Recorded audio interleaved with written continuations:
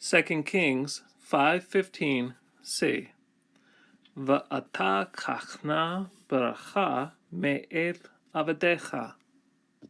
This is still part of the direct discourse of Naaman, and he's speaking to Elisha.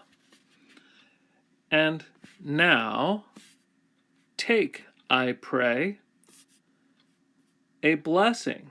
And typically when we have beracha, blessing, this is to refer to a gift. Take a gift from with your servant. Start with the verb kach. This is from Lamed Kof Chet. Now we treat lekach as though it were a pay nun verb, even though it's not.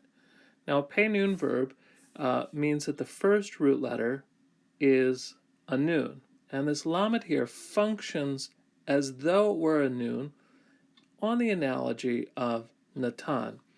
And so the similarity between to give and to take as concepts is perhaps why we have sort of a lamed who thinks it's a nun. In any case, what we can see here is if this were a pay nun verb, this has the exact shape that we would expect for a kal imperative, which is what we have. Now, in this case, we have the na on it, and King James did a minute ago.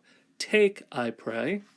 Now, this na has several functions, but let's talk about what Gesenius has at section 110d.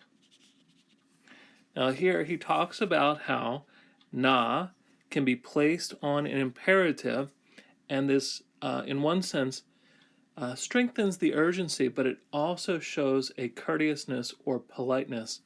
And so this matches even what Naaman says. He refers to himself in the third person as your servant. And so the na matches, he's telling Elisha, take, I pray. So there's the urgency. He really wants to give this blessing to Elisha, but he's saying it in a submissive way, which is even reflected in his self-reference. Make two observations here on the verse as a whole. We have a series of vav consecutive imperfects to move the narrative along, and then a speech that's embedded herein. And what this shows, as speech often does, it brings out the character, and it plays nicely, bringing out some of the theology of the narration. So in this case, Naaman's been schooled. He's no longer shooting his mouth off arrogantly, but now he's humbled and he comes before the prophet. And then this is what's really interesting. If you remember back in a previous verse, Elisha wanted him to know that there's a prophet in Israel, but that's not what Naaman learned. He learned that there's no God in all the land except in Israel. So very interesting juxtaposition.